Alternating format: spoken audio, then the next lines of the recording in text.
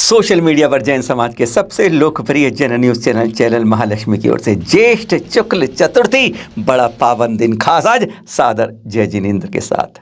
चलिए सीधा बात करते हैं आपसे इसी कोट से। ये देख रहे हैं आप, ये है हमारी सुदत्तवर कोट।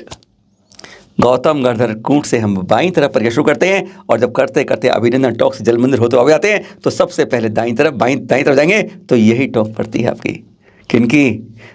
धर्मनाथ भगवान जी की 15वें तीर्थंकर, जिनका आज है मोक्ष कल्याणक दिवस। बस इन्हीं के काल में 7वीं बार, यानी पहले तीर्थंकर से इनमें धर्म का विच्छेद हुआ था, यानी 7 बार, और इसके बाद धर्म अविरल धार चलती रही है चौथे काल में भी और इस पंचम काल में भी अभी और आगे चलती रहेगी 18,500 साल।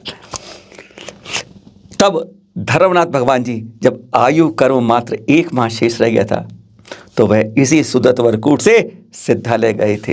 प्रत्युष मेला के अंदर यह है वह जहाँ पर 801 मुनिराज साथ वह गए, और कहा जाता है इस सुदत्तवर कूट से ही 29 कौड़ा कौड़ी 19 करोड़ 9,09,795 मुनिराज भी मोक्ष गए हैं। और हम लोगों ने कहा जाता है कि अगर एक बार भी निर्मल भाव अंतरंग से हो जाएं तो उसके जब हम वंदना करते हैं इस कूट की तो 1 करोड़ पुरुषद उपवास का फल मिलता है।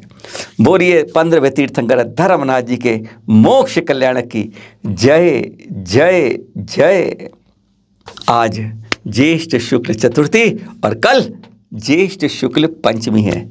अब ज्येष्ठ शुक्ल पंचमी से ज़्यादा नहीं जानते, और अगर आपसे कहें कल श्रुत पंचमी है तो आप फटाफट जान लेंगे। जी हाँ, श्रुत की पंचमी बन जाती है ज्येष्ठ शुक्ल की पंचमी। कल क्या करेंगे आप लोग? हम लोग मंदिरों में जाएंगे, वैसे कुछ आज ही तैयारी कर रहे होंगे। अलमारियाँ खोलेंगे, धुगुल हटाएंगे, कुछ शास्त्रों को बाहर निकालेंगे, कुछ पर वेस्टर्न चढ़ाएंगे, सफाई करेंगे, वापस रख देंगे। कुछ जगह जो कुछ फट गए होंगे पृष्ठ उनको चिपकाएंगे, सहेज कर रख देंगे। वैसे आजकल हमारे शास्त्रों से पेज बहुत कम फटते हैं, पता है क्यों? क्योंकि हम स्वाध्याय ही नहीं करते हैं। जब किताबें खुलती नहीं, शास्त्र खुलते नहीं तो फटने का बात ही नहीं। देखिए कितना सहेज के रखते हैं, इसलिए नहीं पढ़ते कि कहीं फट ना जाए। क्या सोच है हमारी! और यही कारण है कि आज हम सत्य और गलत में, सही और पुराने में और सच और झूठ के अंदर अंतर नहीं समझ पाते हैं कि क्या है हमें, क्या हमारे कर्तव्य है, जिम्मेदारी, और क्या करेंगे। और कुछ भी है, कई जगह पर यहाँ पर होगी सरस्वती का पूजन हो जाएगा, वह कर लेंगे, और कुछ जगह शोभा यात्रा निकल जाएगी शास्त्रों के साथ, छठखंडांडम या कोई अन्य ग्रंथ रखे शोभा यात्रा, बस यही इतिश्री हो जाएगी। हमारी श्रुत पंचमी इसी तरह मन जाएगी। तो क्या श्रुत पंचमी का मतलब सिर्फ इतना ही है? आज थोड़ी सी आपसे बात करेंगे, कल आपसे गंभीर चर्चा करेंगे। आपको पता है इस श्रुत को लिखा किसने था? एक हारे हुए राजा और उसके सेठ ने लिखा था। विश्वास नहीं करेंगे आप, कल बताएंगे पूरा आपको, पर आज बात करें श्रुत। हाँ, ये मति ज्ञान और श्रुत ज्ञान वाले श्रुत से नहीं है इसका मतलब, वो तो 5 ज्ञान लगती है।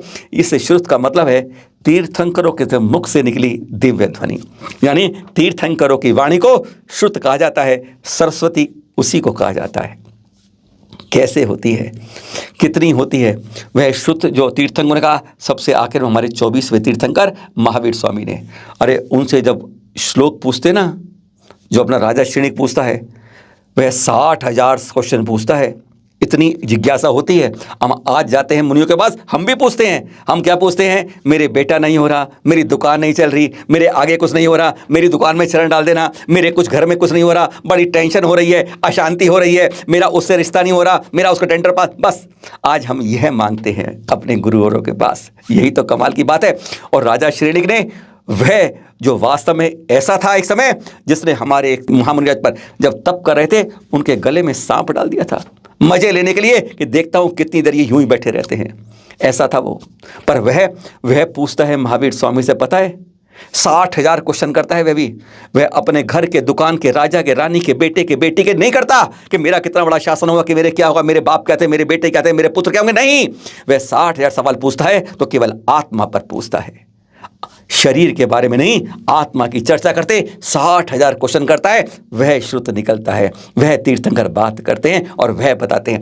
अब कितना श्रुत हमारे पास आज बचा हुआ है जितना तीर्थंकर ने बताया?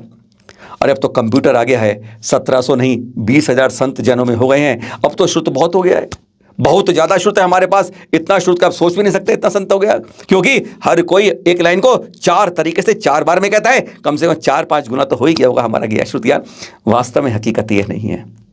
हाँ, मुगल काल के समय हमारे जितने शास्त्र थे पुराने इलाके प्राचीनों को मंदिरों से खींच कर निकाल के बाहर इकट्ठा किया गया था।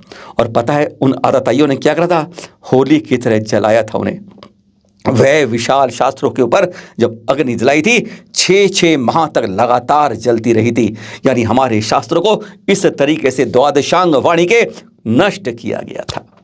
तो कितना बचा हमारे पास शास्त्र? अच्छा चलो 100% में से 90% बचा होगा या कुछ कम, पर आज आपको बताते हैं सिर्फ इतना, क्योंकि कल आपसे बात करेंगे शुद्ध हमारे पास बचा कितना है, जो तीर्थंकर के मुख से दिव्य सर्वांग से नहीं निकलती है। कई बार कहते हैं समोश्वर में सर्वांग से दिव्य नहीं, केवल मुख से दिव्य जो निकलती है, जैसा आचार्य श्री बताते हैं।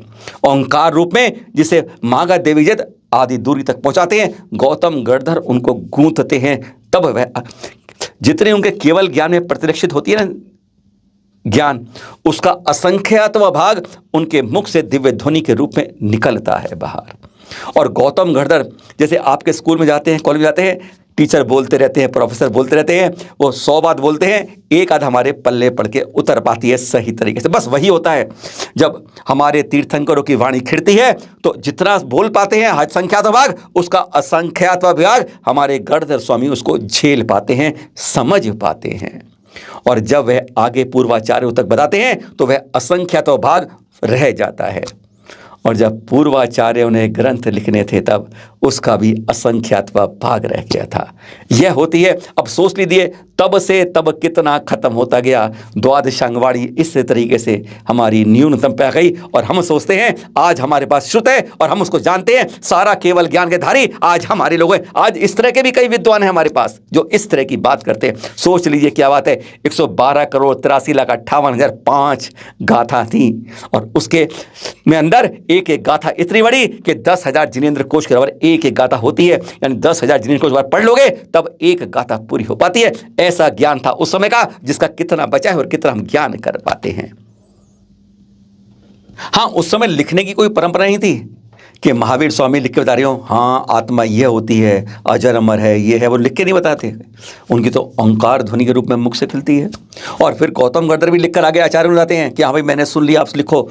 लिखने की कोई एक ने बोला, दूसरे ने समझा, तीसरे को आगे समझाया। यह परंपरा चलती है। जब गौतम गणधर स्वामी सुनते हैं महावीर स्वामी से, फिर वह उनसे सुधर्माचार्य सुनते हैं और अंतिम केवली जम्बू स्वामी तक यह परंपरा चलती है, जो लगभग 62 वर्ष की थी हमारे 24वें तीर्थंकर के बाद। उसके बाद 5 श्रुत केवली और होते हैं जो 100 वर्ष का जिनका काल कहा जाता है, विष्णु आचार्य से लेकर भद्रबाहु आचार्य तक में। उसके बाद श्रुत थोड़ा कम होने लगता है। अब केवल 11 अंगों के धारी और 10 पूर्ववेता जो होते हैं वह हमारे 11 आचार्य होते हैं 183 काल वर्ष का समय के अंदर। यानी विशाखाचार्य से लेकर धर्मसेन आचार्य तक, यह 183 वर्ष में। लेकिन फिर और ज्ञान का ह्रास होता है। फिर 11 अंग के धारी रह जाते हैं जो 5 आचार्य होते हैं 220 नक्षत्र आचार्य से लेके कंस आचार्य तक। इनका काल 220 साल का कहा जाता है। और उसके बाद जो है 11 अंग के बाद केवल द्वादशांग वाणी का एक अंग आचारंग का। अब उसमें 4 आचार्य होते हैं, आचार्य सुभद्र जी से लेकर लोहाचार्य तक। इनका काल होता है 118 वर्ष। यानी जो कम होते होते ज्ञान में अब ये 683 वर्ष हमारे महावीर स्वामी के बाद यह ज्ञान की परंपरा चलती है। श्रुत की परंपरा एक दूसरे को बताकर चलती है। और फिर केवल एक देशधारी रह जाते हैं सभी अंग के और पूर्वों के आचार्य धरसेन इस कड़ी में आते हैं 683 वर्ष बाद। तब वह सोचते हैं अब यह एक दूसरे को बताकर सुनकर समझकर जानने की अब वह शक्ति अब नहीं रही है। अगर मैं चला गया तो यह अब तक का ज्ञान भी चला जाएगा। अब इसको लिखना आवश्यक हो गया है, क्योंकि लिख लिख कर ही और लोग जान पाएंगे। और वह सोच थी जिसने श्रुत को पहली बार लिखने की सोच की नींव डाली थी, अंकुर डाले थे बीज बनकर वट वृक्ष बनने के लिए।